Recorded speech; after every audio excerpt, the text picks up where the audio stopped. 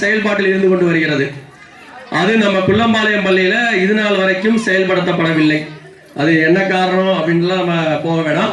அந்த திட்டத்தை நம் பள்ளியில் முதல் முறையாக நம் பள்ளியின் தலைமை ஆசிரியரே துவக்கி வைக்கணும் அப்படின்ற ஒரு எண்ணத்தில் இந்த திட்டத்தை நம் பள்ளியில் இன்று துவங்கி வைக்கிறார். இந்த ஆண்டு விழாவை முன்னிட்டு ஏற்கனவே அவங்க பணிபுரிந்த பள்ளியில் எல்லாரும் கேட்டுக்கிட்டே இருந்திருப்பீங்க, அவங்க சிறப்பாக பல செயல்கள் செய்திருக்காங்க அப்படின்னு. அதில் இதே மாதிரி திட்டத்தை அவர்கள் இதற்கு முன்னால் பணிபுரிந்த பல பள்ளிகளில் செயல்படுத்தி வெற்றி கண்டுள்ளார். அந்த திட்டத்தின் பெயர் நம்முடைய தலைவர்களுக்குமே தெரிஞ்சிருக்கலாம், அனைவருக்கும் சாருக்கு தெரிந்திருக்கலாம். என்ன திட்டம் அப்படின்னு பார்த்தீங்கன்னா பள்ளி புரவலர் திட்டம். கல்வி புரவலர், பள்ளி புரவலர் அப்படின்னு சொல்லுவாங்க. புரவலர் அப்படின்னா என்ன அப்படின்னு பார்த்தீங்கன்னா, நாமெல்லாம் அந்த காலத்தில் அரசர்களை பற்றி கேள்விப்பட்டிருப்போம். இல்லை என்று சொல்லாமல் தான தர்மங்களை வழங்கிக் கொண்டே இருப்பார்கள் அப்படின்னு சொல்லி. இப்போ இந்த பள்ளிக்கூடமே இருக்கு அப்படின்னா இந்த பள்ளிக்கூடத்துக்கு நிலத்தை கொடுத்துருப்பாங்க.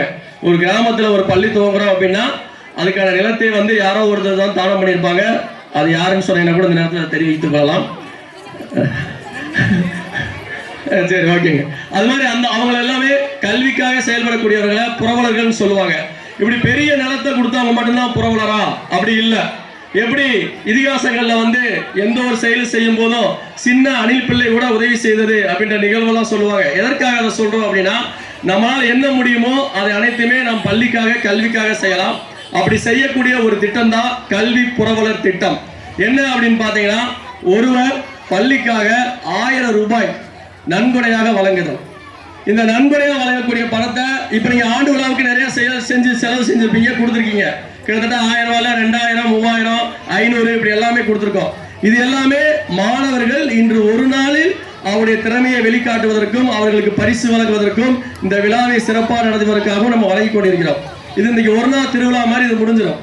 ஆனா எப்படி ஒரு கோயிலுக்கு கும்பாவேசமானது 12 ஆண்டுகளுக்கு ஒருமே நடத்தப்படுகிறதோ, அதுபோல இந்த புரவலர் திட்டத்தில் சிறுக சிறுக நாம் சேமித்து வைக்கக்கூடிய ஒரு திட்டம் தான் இந்த கல்வி புரவலர் திட்டம். 1000 ரூபாய் என்பதை ஒருவர் வழங்குவதை நாம வாங்கி அப்படியே செலவழிக்கிறது இல்லை.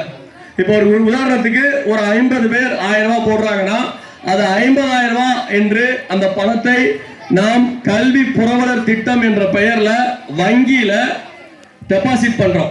அதுக்கு ஒரு சான்றிதழ் கொடுப்பாங்க. அந்த சான்றிதழ் மட்டும்தான் நம்ம பள்ளியில நமக்கு இருக்கும். அந்த பணத்திற்கு வருடம் வட்டி வரும்.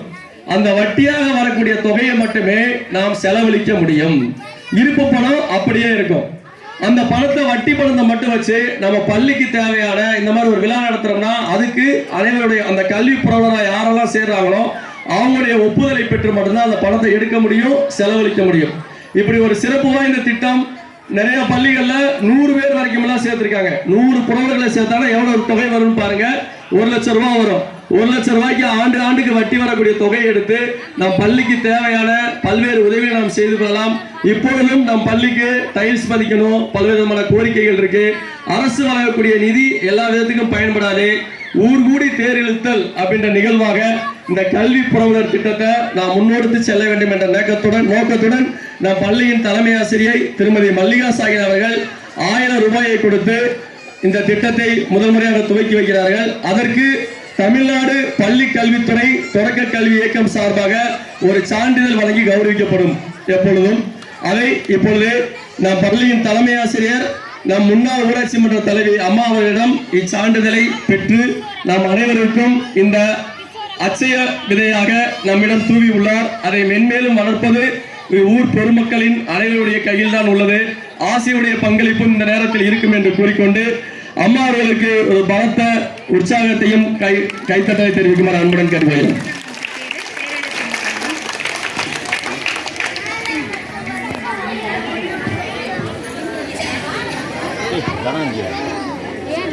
விருப்பமுள்ளவர்கள் எப்போது வேண்டுமானாலும் தலைமை ஆசிரியரை அணுகலாம்.